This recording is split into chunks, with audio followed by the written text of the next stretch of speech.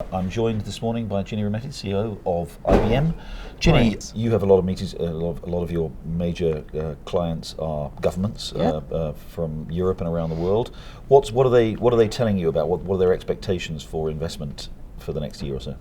Well, and many of them are looking, you look at any country in the world, the discussion is about jobs and investment. And so it's really how can you help them move into the next era. And so everyone's looking to build skills for the next generation in this next era. And so everyone, that is at the heart of the discussion, is investments, but that also build skills. And many of us, Jerry, I think we have a responsibility to help in this era of building the right skills for what's going to need to lead the next generation. And as you say, jobs do seem to be, that's very much a concern. Even as much as excitement as there is about technology, there's concern in many parts of the world about the loss of jobs associated with the introduction of some new technologies. To some extent that's behind some of the insecurity that we've seen that's led to some of these dramatic political developments in Europe and the rest of the world.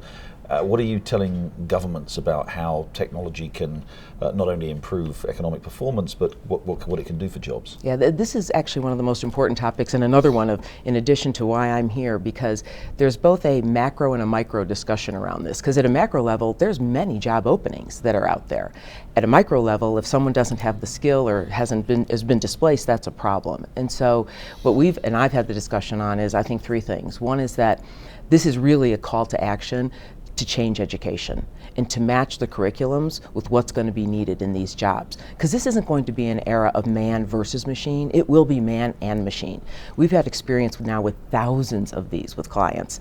It is this symbiotic relationship in this new era of AI, and it will be in service of man and helping what you and I do make it better. And so one is that's going to call for jobs and education that matches those, and therefore what we'll do is, and I think this is an important point, this is not just about high-skilled jobs. This is about changing fundamental education, because there's many things you can do without a four-year degree. So one is, and we've been quite vocal about this, pathways to technology and creating new-collar jobs that you can do this with less than a four-year degree. The next thing, though, is all of us doing retraining. And we do massive amounts of retraining. And then the third thing is these technologies, they can help you do a job that you couldn't do before. I mean, I see many of the banks we work with in a call center. These are complex products. They're having to answer questions.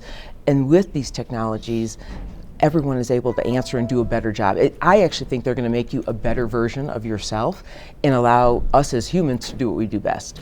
And you're going to see a beneficial impact from whether how a teacher teaches your child. Do they know if they have a disability learning math, the right lesson plan to use, to the other end of the spectrum that we're rolling out now, Oncology Advisor in India and Thailand, in Italy, in Finland, to doing clinical trial matching, genomic sequencing, precision medicine. So the upsides there, I think, to solve some of what have been the world's most difficult problems, and a lot of the discussion here, are really within our grasp, and it's just the beginning of an era for this.